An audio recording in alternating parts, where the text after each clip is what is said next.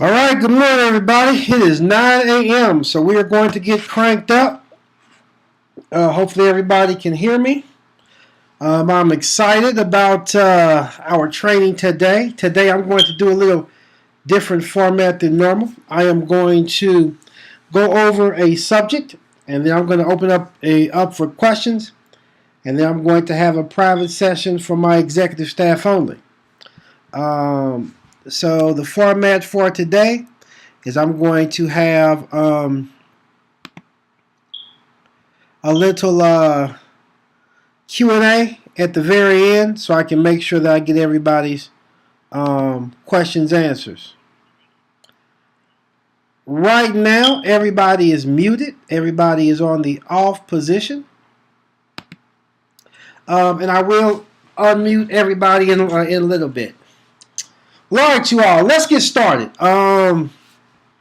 It's a great day. I'm excited to be here. I'm excited to have another training for you guys. If you all guys are logged in and you can see my my actual screen here on my computer, it says Buyer's Brokerage Agreement, and that's what we are going to be talking about today. We are going to be talking about Buyer Brokerage Agreement.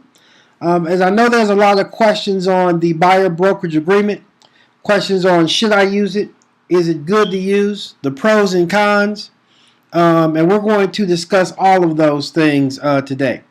We will talk about the good, the bad, and the ugly so you can make a proper decision on if you want to use it for your business and also how to use it for your business as well.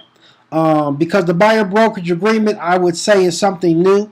When I say new, it's been around for a while, but I would say the last 5 to 7 years, more agents have kind of thought about using it or have used it, and so I want to definitely discuss that Buyer's Brokerage Agreement.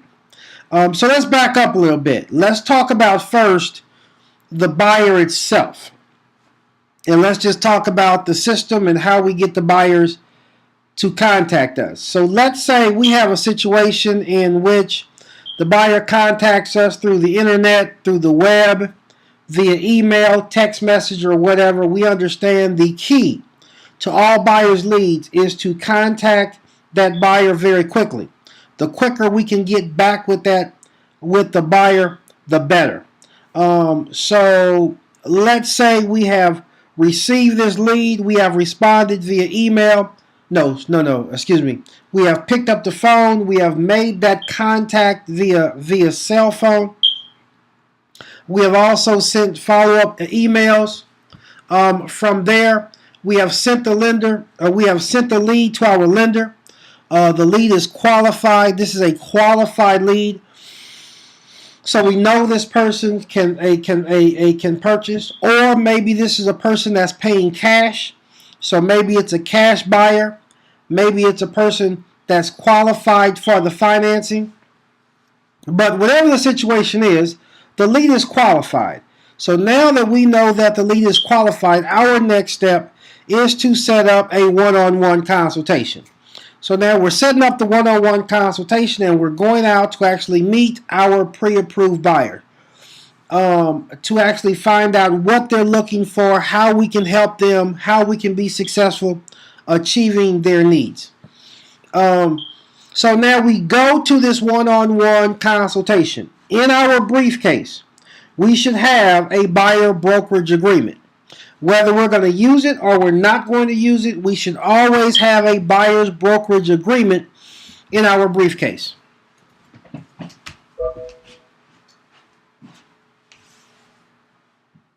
Okay. So now we have this buyer's brokerage agreement in our briefcase. Whether we're going to use it or not, we will talk about that a little later. But we have the buyer's brokerage agreement with us, and we have the buyer brokerage agreement ready to be used. So now what's our next step? What do we do next? We go on this consultation, and we're going to actually discuss the buyer's brokerage agreement. Now, what is it? Okay, what exactly is a buyer's brokerage agreement. Let me just break it down in nice, simple form, nice, simple terms for everybody. Buyer brokerage agreement basically is saying, I, the real estate agent, I am going to represent the buyer and the buyer only. I am going to represent the buyer's needs to the best of my ability. And because of that, I will be compensated or I will be paid for that. Now, for years and umpteen hundreds of years, typically, the majority of the time, the seller pays the entire commission to both the listing agent as well as to the buyer's agent. And because of that, the buyer's agent was actually working for the person selling the home. So legally, we had I would say, a obligation to the seller. This says, no, I am 100% working with the buyer. I only work with the buyer. And legally, I have a legal binding agreement. I have a legal agreement with the buyer and with the buyer only. So basically, a buyer's brokerage agreement is a binding legal contract between the buyer and the agent.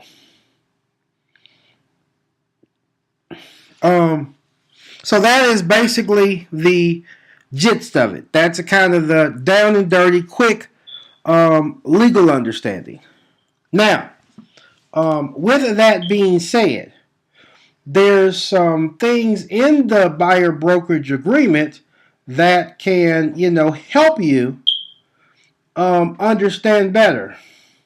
Now, what I'm going to do is I have another training that I've actually recorded that's going to be on Platinum DB under the resources section. That's going to actually go over the buyer brokerage agreement line by line, sentence by sentence, so you have a great understanding of the buyer brokerage agreement. I will not get that detailed in this particular training, simply because I have another training that really goes over the contract. Today we want to basically discuss the pros and cons, and should you use it, when should you use it, and is it beneficial for you? So let's talk about the history of the buyer brokerage agreement, because before you can actually use it and understand whether you should use it, you really need to understand the history. The buyer brokerage agreement is very common in commercial real estate. That was a kind of the birth of the buyer brokerage agreement. So in commercial real estate, you're dealing with very savvy investors. You are dealing with very high cost, a very high sales price.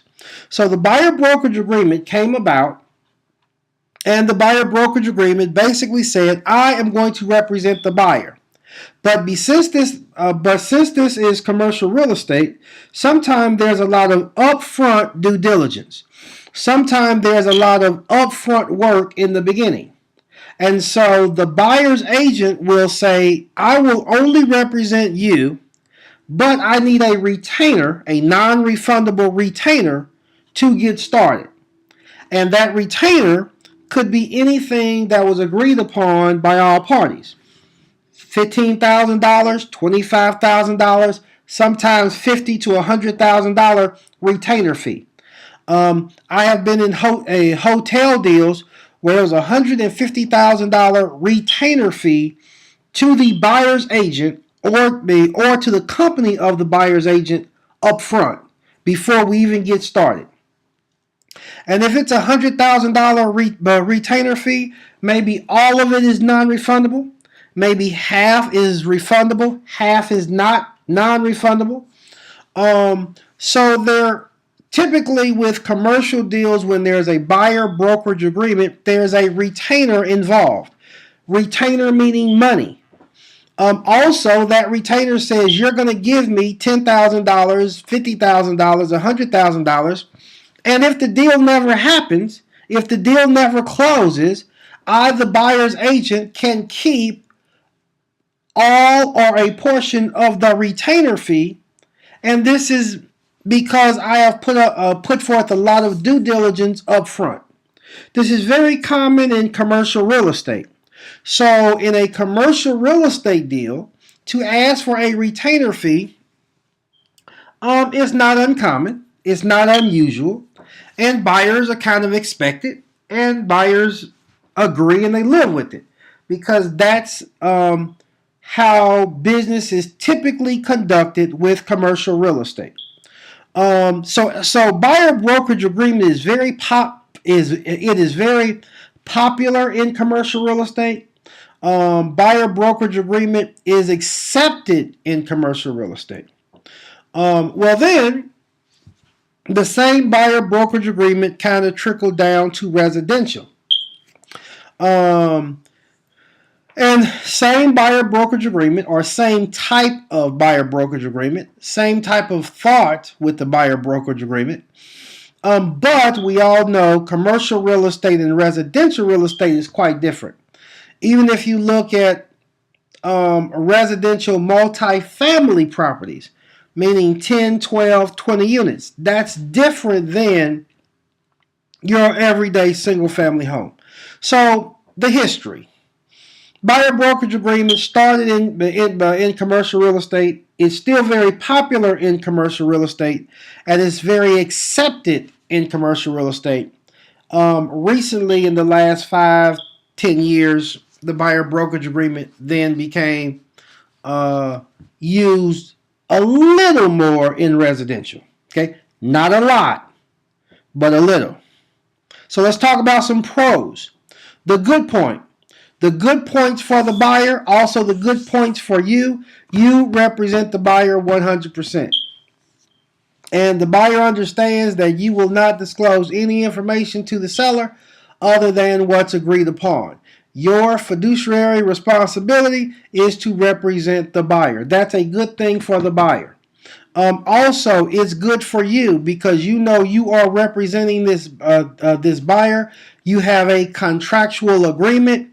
You have a retainer on file, and you know when you invest the time, when you invest the energy in this buyer's brokerage agreement, that you will be paid. You will be compensated when you have a buyer's brokerage agreement on file. That's the good part. Another great thing. You are guaranteed some type of a commission or compensation. Typically, a good buyer brokerage agreement basically says that the buyer agrees to put up a retainer fee. All of the retainer fee, a portion of the retainer fee is non-refundable, which guarantees you compensation. So when you do upfront due diligence, when you are assisting the buyer, you know that you have compensation. You will get paid something because there is a retainer fee involved. That's great.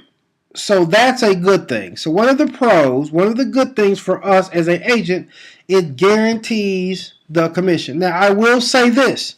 You need to have experience, you need to be proven, and you have to sell your services to the buyer. Because if the buyer is going to put up a retainer fee, refundable, especially non-refundable, the buyer have to be convinced that your services and your product is worth the amount of money they are putting up with the retainer fee. Whether it's $1,000 or whether it's $100,000, you have to justify that retainer fee to the buyer. Also, in most buyer brokerage agreements, it clearly states that if the buyer purchases a property, you as the buyer's agent will get paid a commission even if they don't use you. So if the buyer decides, you know what, I'm upset at Luther Ragsdale, I want to go use another agent from another company, they go and they write a contract. A buyer brokerage agreement typically says, even if you use another agent, Even if you buy a property and you do not use an agent, I will receive a commission. So for the next 90 days, 6 months, 12 months, whatever's agreed upon in that buyer's brokerage agreement, it basically states during this amount of time, if you, Mr. Buyer, purchases a piece of real estate, I will get paid a commission of 3%, 5%, 2%, 6%, whatever's agreed upon. This is a great thing. Okay? This is absolutely wonderful. So this guarantees is if this buyer purchases a property during the terms of the agreement, I, the buyer's agent, will receive a commission. I will receive compensation. This is a great thing. Okay, so that's a good thing. Now I do want to say, please remember that you have to justify your services, and I think that's very important.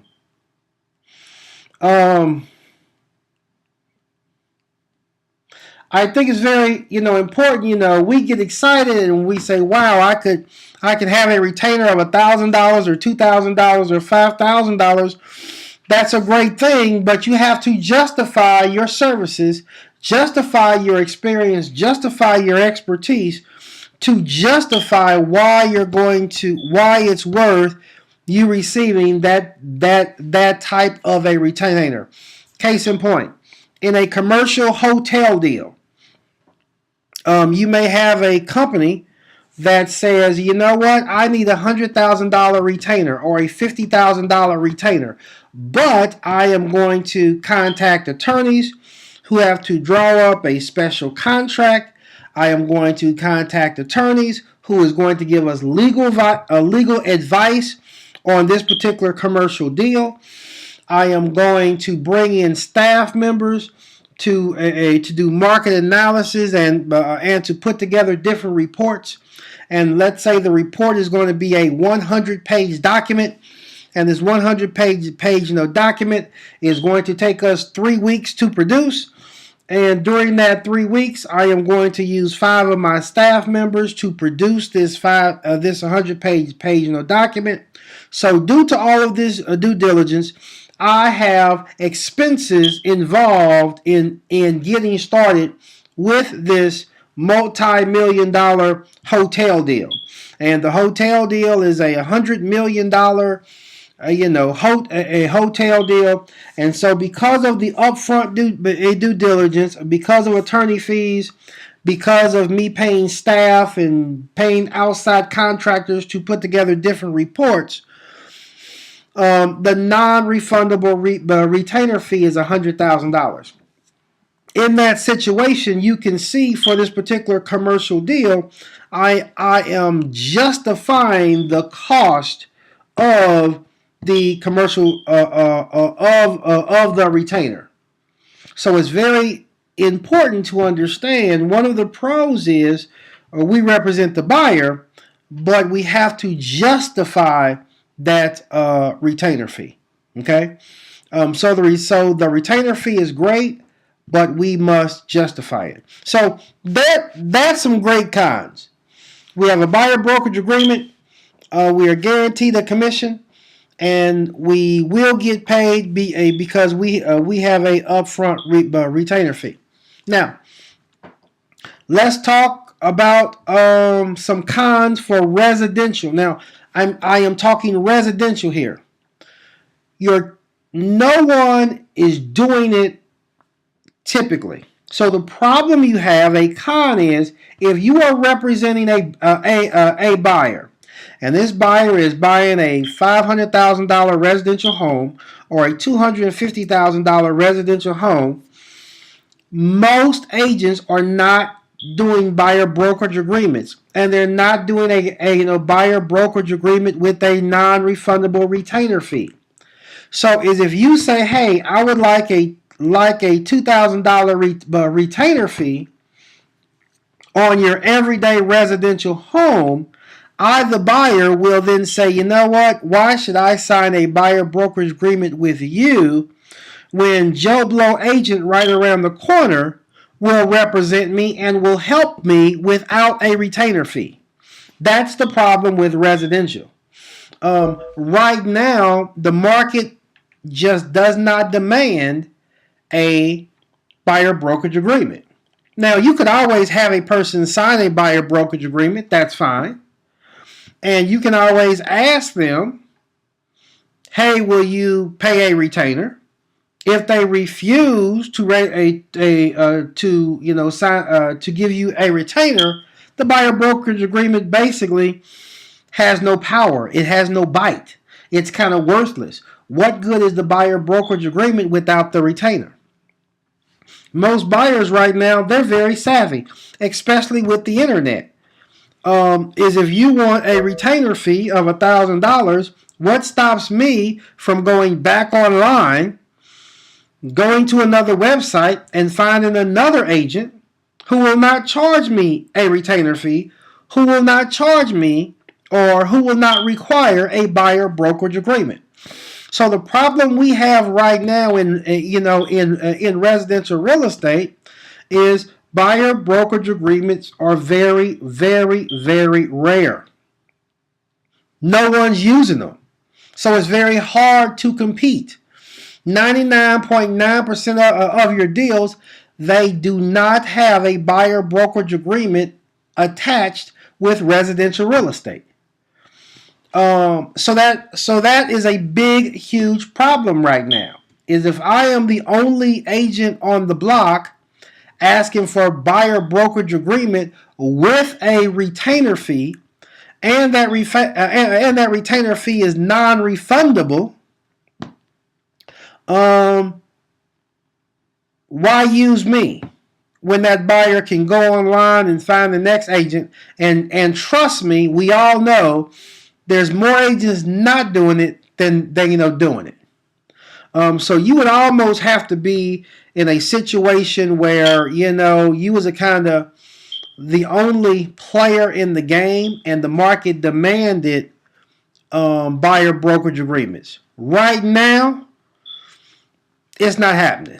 Buyer brokerage agreements, they're just not popular.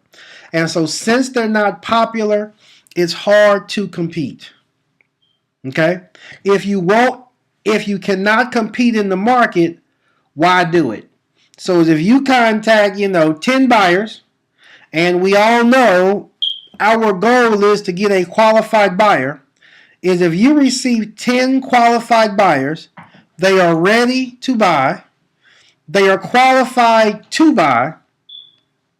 Do you want to have a buyer brokerage agreement and cut those 10 qualified buyers down to one qualified buyer just to have a retainer fee, just to have a buyer brokerage agreement? Is your decision, is your business model.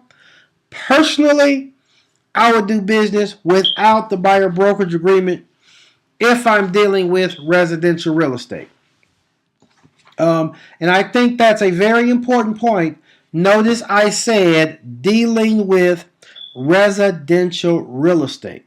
Now, if I'm dealing with a 10-unit apartment complex, a 12-unit apartment complex, totally different story. If I'm dealing with any type of commercial properties, that's a different story.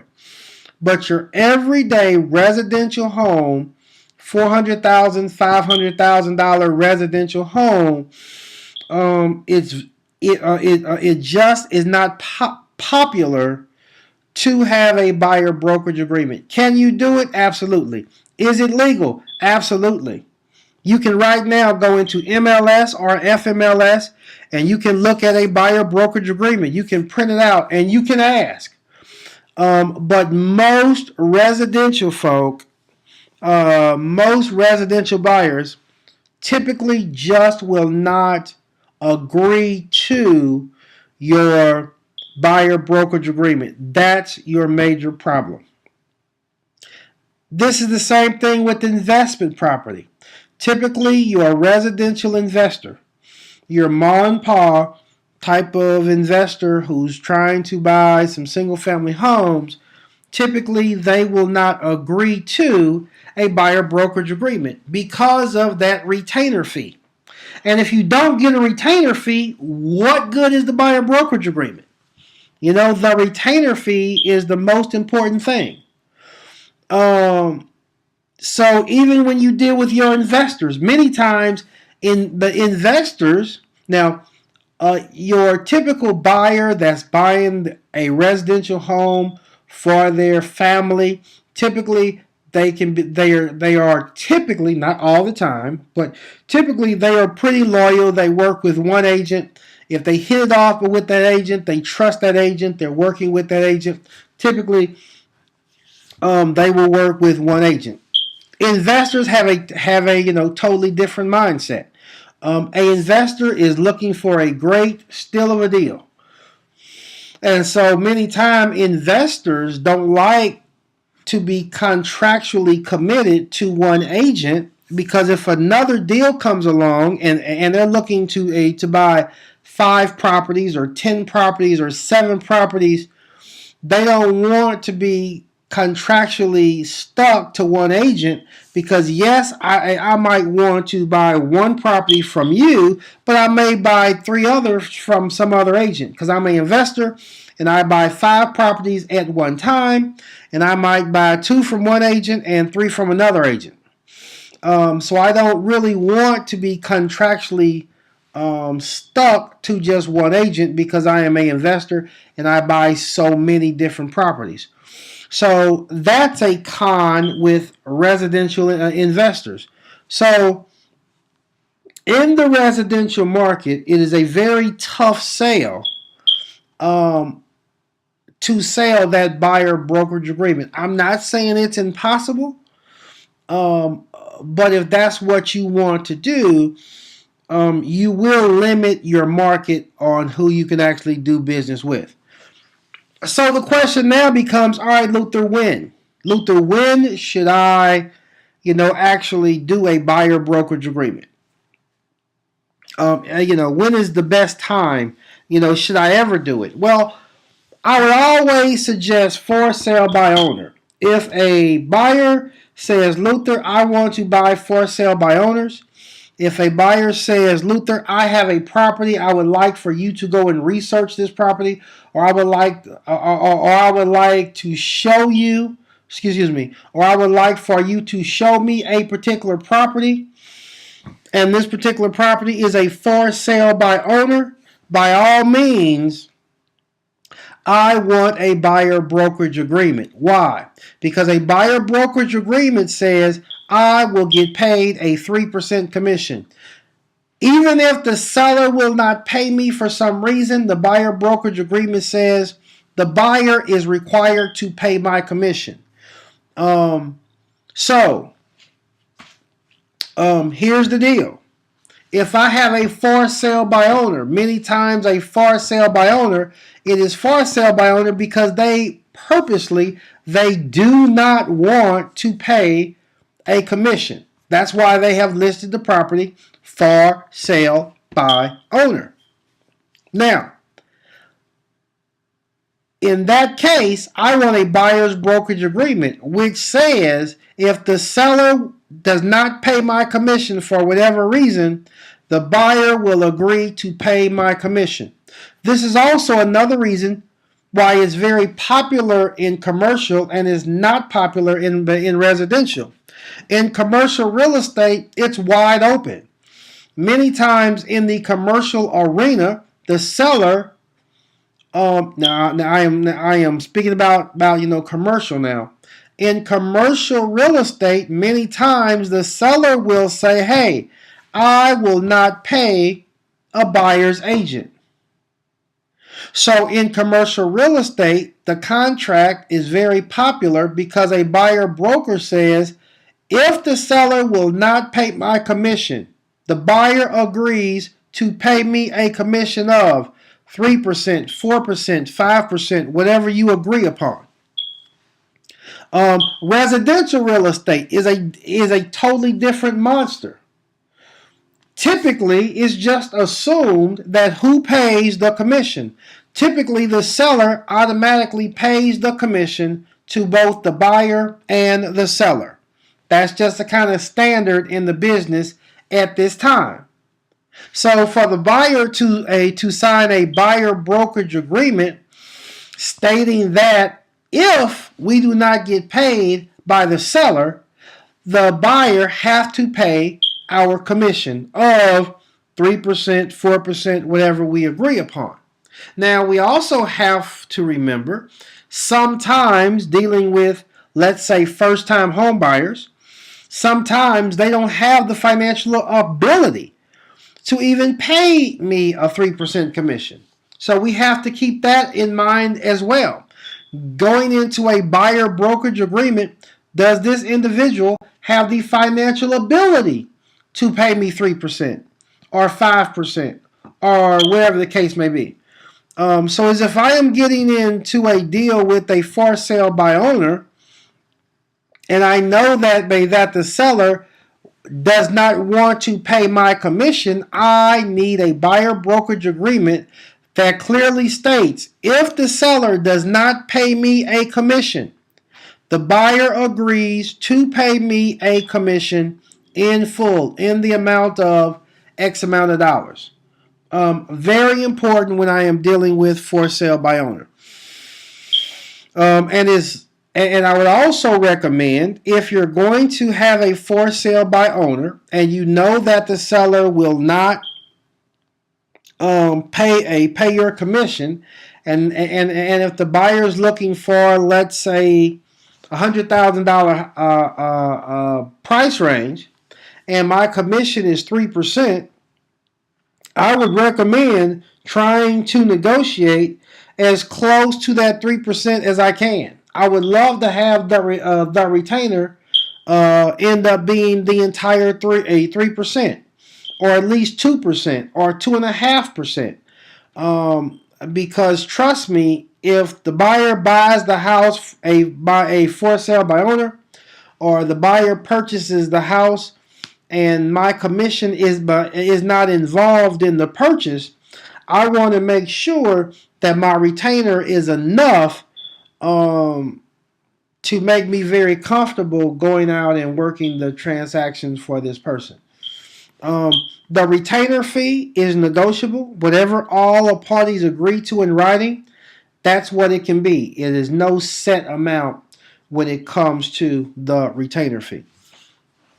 So let's review real quick. We learned about the history of the buyer brokerage agreement, the difference between commercial and residential.